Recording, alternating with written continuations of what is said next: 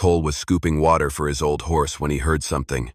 Not the sound of an animal. It was a moan, faint, choking, filled with pain coming from the direction of the old barn. Cole took slow, deliberate steps, unarmed. Years of loneliness had made him cautious. Then he saw them. 3 Apache women, each one like a living bronze statue.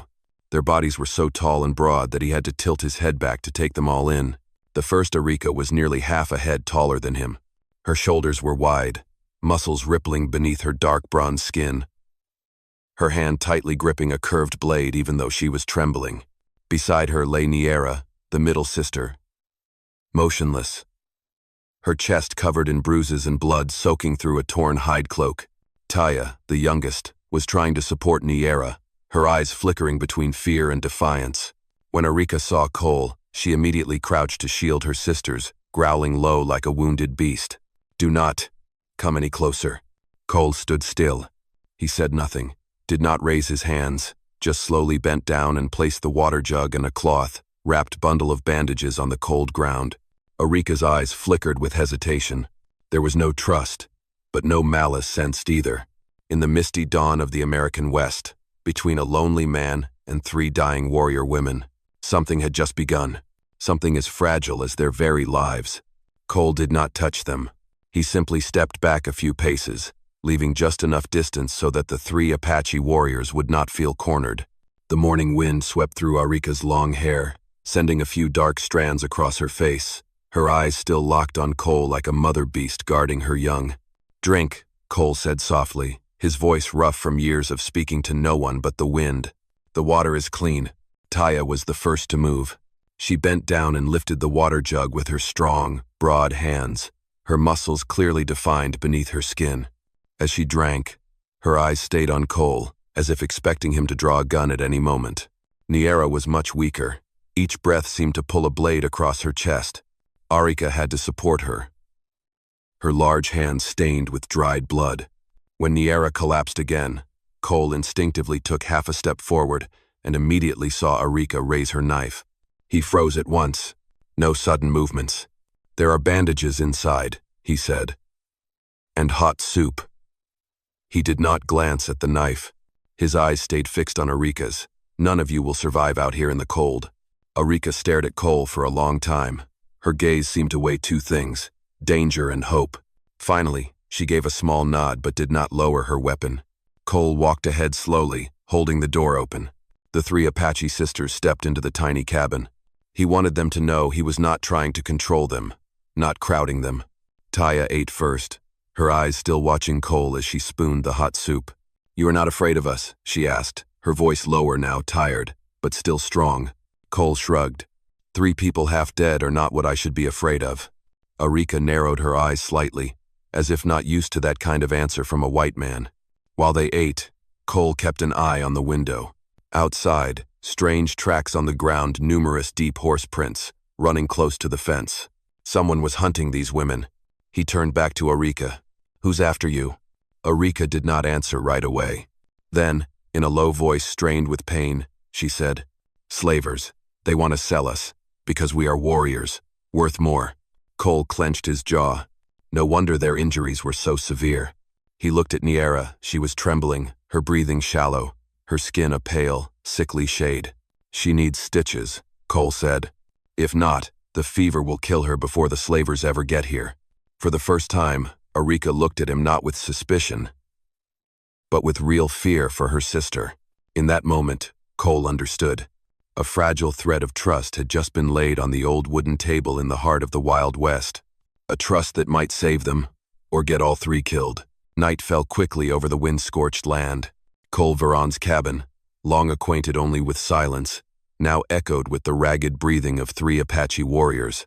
The fireplace glowed red, casting an amber light across their sun-bronzed skin, making the room feel smaller beneath the weight of their towering bodies. Cole had just finished stitching the long gash across Niera's chest when the sound of hooves echoed from the hill. The rhythm was steady, deliberate, not rushed. Arika shot to her feet, even though her shoulder was still bleeding. Taya grabbed the short spear she had taken from outside, her eyes blazing. Niera, despite the pain, pushed herself up with one arm, her gaze sharp as a blade. Cole did not need to look outside to know. The slavers had found them. A man's voice rang out in the cold night. "Moss, open the door. I know you're hiding them in there." Cole stood up but did not react right away. He looked at the three women, three wounded giants who, even in this state, were more dangerous than any man carrying a gun. Arika spoke in a low voice like an order. "Do not open that door. They will kill you." Cole exhaled slowly. "No. If I hide, they will burn the house down. You will die before you can stand." Arika clenched her fists, muscles rising beneath her dust-covered skin. She was not used to a white man risking his life for her. Cole unlocked the door and pushed it open slightly. There were three men in the yard, scarred faces, horses tied near the fence, guns in hand, wicked grins on their lips. The leader squinted when he saw Cole. "Those three big pieces of meat belong to me. I paid good money, Moss." "Hand them over." Cole stood alone on the wooden porch. No gun, no knife, only the eyes of a man who had lost too much to still know fear. "They nearly died on my doorstep," Cole replied. "I am not handing anyone over to you." The leader spat on the ground. "You know what they are, huh? Warriors, my ass. Folks pay gold to see them broken." At those words, a growl echoed from inside the cabin. Arika stepped up behind Cole, tall, powerful, her presence filling the doorway. Taya stood just behind her, shoulders broad, eyes burning like coals. Niera remained seated, but her hand rested on a blade. The three slavers froze at the sight of the three women, each one larger and more muscular than them. The leader let out a mocking laugh. "Well, look at that. 3 wild beasts. I will tie each of you." Arika did not let him finish. She stepped forward, her voice as deep as thunder. "Come any closer, and I will snap your neck with my bare hands." The slavers hesitated. They had not expected 3 wounded women to stand like pillars of stone. The leader pulled his horse back slightly and spat out his frustration. "Fine, we will be back with 3 times as many men." They turned their horses and rode off, leaving behind a cloud of dust and the lingering scent of danger in the wind. Cole shut the door and turned back inside. Arika looked at him for a long time, and in her eyes, for the first time, there was not only suspicion or hatred, but a hint of respect. In the wilderness of night, a fragile thread had been formed between the lonely man and 3 towering women carved like bronze statues. Trust. The next morning, fog thick as smoke blanketed the entire valley. Cole had not slept. Neither had Arika, Taya, or Niera. They sat around the fireplace until the sun began to paint the wooden walls with a bronze glow. Then, from far away, came the sound of a horn, a deep, drawn-out note, rumbling like it was pulling the earth up with it. Arika jumped to her feet instantly, her eyes darkening. Niera tilted her head to listen. Taya tightened her grip on her spear. "The tribe," Arika said softly. "They have found us." Cole stood by the window, watching the shapes of riders moving through the mist. Not just a few, nearly 30 Apache warriors were approaching, their formation tight and disciplined, powerful as a storm rolling in. As they drew closer to the cabin, the man in front stopped. He was nearly as tall as Arika, his face painted in red and black, an eagle bone necklace hanging from his neck. It was Tayokan, the elder's personal warrior and guard. His eyes swept over Cole, cold and sharp as tempered steel. Then he turned to Arika. "Arika, daughter of the elder. You have been summoned. Duty is not something you run from." Arika stood tall, her presence so strong it seemed to press against the very walls of the small cabin. She did not flinch, but her eyes flicked briefly toward Cole. Tayokan caught it. He frowned. "You were here?" he asked Cole. His tone not accusatory, but heavy with the weight of a whole people.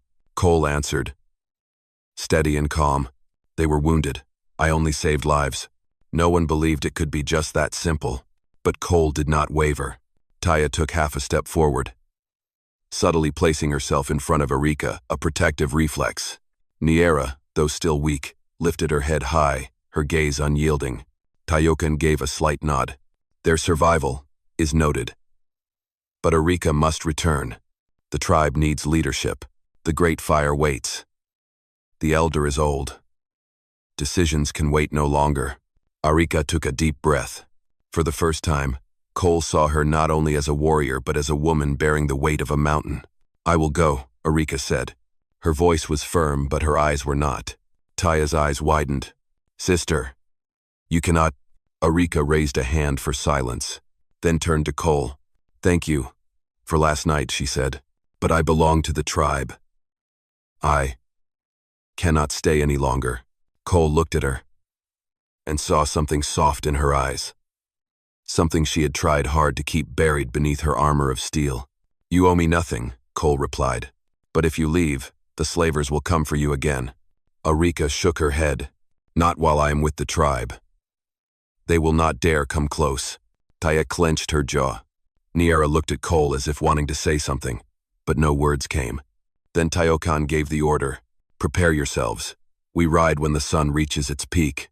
The cabin door closed behind them, leaving Cole standing alone in the silence. He knew, if he let Arika go, he would lose her forever. And out there, the danger was far from over. "I am truly grateful for your presence here." If this story brought back memories of the old days, dusty sunsets, the echo of hooves pounding in your chest, then subscribe to my channel. So each day, we can sit together again, and I will tell you another tale from the Wild West. The sun climbed high, burning away the morning fog, revealing every bloodstain, every hoofprint still pressed into the earth. The Apache tribe was ready to leave. Arika stood in the center of the clearing, her long black hair blowing in the wind, her broad shoulders casting a warrior's shadow like someone stepped straight out of legend. Cole stood a few paces away, his hand gripping the reins of his old horse. No one said a word, and then the ground began to shake. The thunder of hooves. Taya heard it first. She sprang up, eyes sharp as an arrow pulled taut. "They are not ours," she said, her voice tight with dread.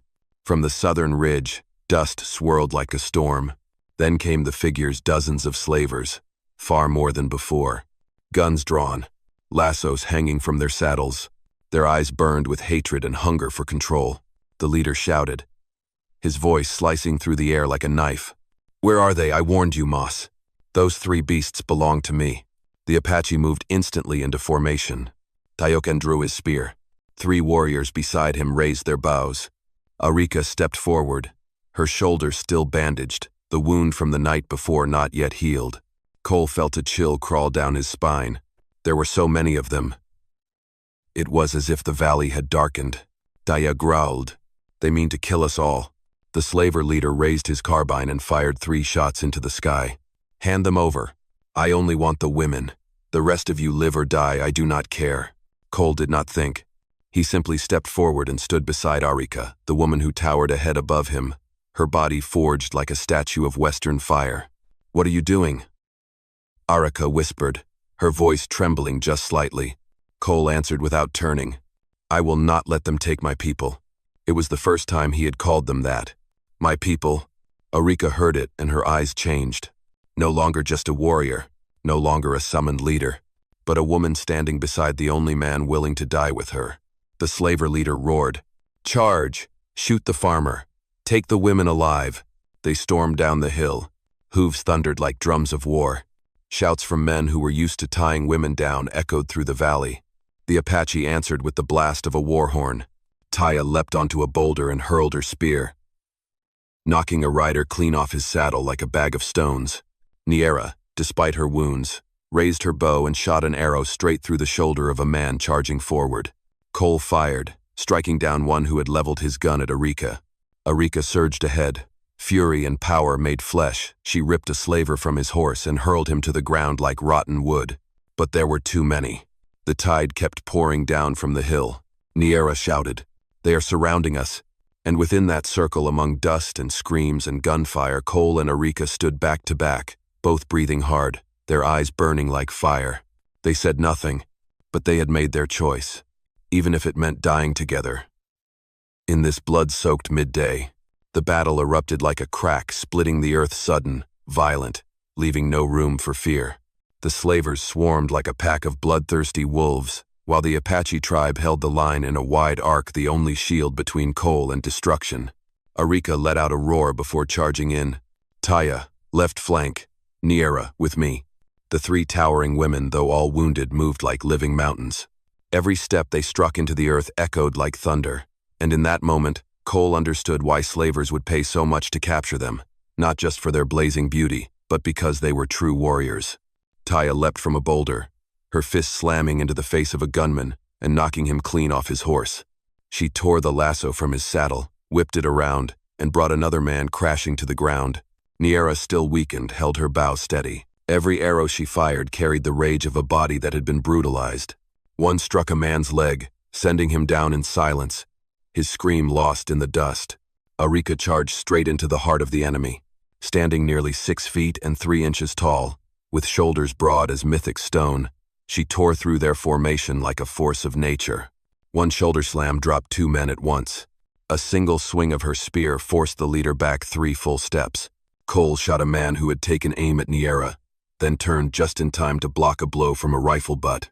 The man was strong, massive, but Cole, the man of the valley, used to digging earth and hauling timber, was no stranger to force. He wrestled the slaver to the ground, driving the rifle stock into his neck. But then Cole heard a hoarse scream. A slaver stood on a ridge, lifting a Henry rifle, barrel aimed squarely at Cole's back. Arika saw it first. Cole. No time to think. No time to hesitate. She threw her spear, but it was too late. The gunshot rang out, a sharp, dry crack that split the midday air. Cole fell, but not from the bullet. Arika had thrown herself between him and the shot. The bullet pierced her shoulder, tearing through thick skin and muscle. Blood sprayed in a long streak across the dirt. Cole spun around, his eyes burning. Arika, God, Arika. She let out a growl of fury. Ancient and wild. Her left hand clutched his, pushing Cole behind her like shielding a wounded cub. With her right, she snatched the rifle from the trembling shooter and struck him down with a crushing blow. Blood streamed down her arm, vivid and red, but her eyes were still sharp, like blades. I'm fine, she said through heavy breaths. It is not my time to die. Tyokan and the Apache warriors surged forward in support. Taya and Niera fought side by side, driving back the final wave of slavers. In those few minutes of chaos, the enemy collapsed into defeat. The leader himself was brought down by Taya. His head slamming against a stone, he did not rise again. Then, silence. Only dust and the breath of the living remained. Cole helped Arika sit on a boulder. I told you, he said, exhaling hard, eyes fixed on her wound. You did not have to throw yourself into that. Arika gave a faint smirk, though her face had gone pale. You saved my sister. I saved you. That is how a warrior repays a debt. But in her eyes, there was something more than repayment. They belonged to each other, though neither had said it aloud. Evening fell slowly after the battle, the golden light of sunset stretching across the valley like the last ash of a great fire. The sounds of horses breathing, men groaning, and the scent of blood on the wind made it impossible to forget how close death had just come. Arika sat on a boulder, her right shoulder bandaged by Cole. The white cloth was already stained red. She was still tall, still strong, still unshaken, but something in her eyes had changed. Not pine, not fear, but choice. Tyokan stepped forward. He stood before Arika, his gaze stern. Daughter of the elder, it is time to return. The tribe needs its leader. Arika lowered her eyes. She had known this for a long time. Long before she met Cole.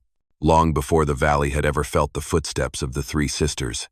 Cole stood behind her, silent. He did not interrupt. He only looked at Arika like a man on the verge of losing the most important thing in his life, but still with enough respect not to hold her with words. Arika drew a deep breath, glancing at her sisters. Her left hand still bled, bandages wrapped tightly around her chest. She spoke softly, almost to herself. I have to go. I cannot keep running from duty. The words made Cole's chest tighten. He looked down, his hands unconsciously clenching. Tyokan nodded. The tribe has waited long enough. But then Niera stepped forward. Not quickly, not loudly, just one step, but it shifted the weight of fate itself. Her voice was steady as stone. You do not have to sacrifice yourself anymore. Tyokan frowned. Niera, this is not. Niera raised her hand.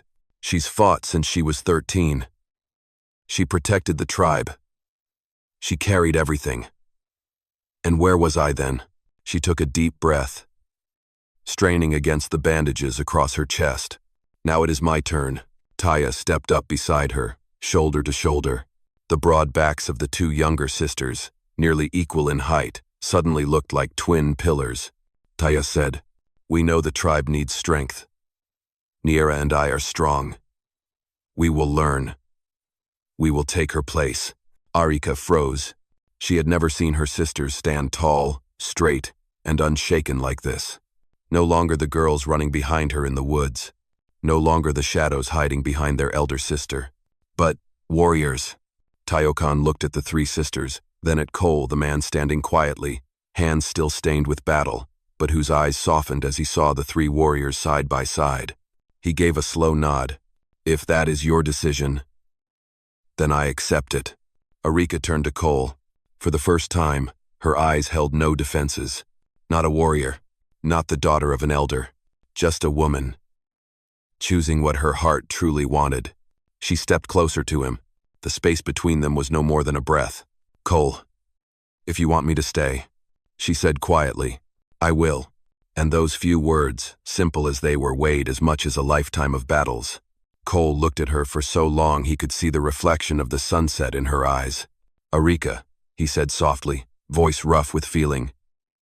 "Stay for yourself." Arika smiled, a smile worn and weary, but strong. Like the weight she had carried for so long had finally fallen away. "Then I choose to stay. For me." The next morning washed the valley in a pale golden hue. Like a quiet act of forgiveness, the mist slowly lifted, revealing hoofprints and dried blood on the ground, reminders of the battle the night before. And yet, the air today felt different. Lighter. Cleaner. As if the land itself had just shrugged off a burden it had carried for far too long.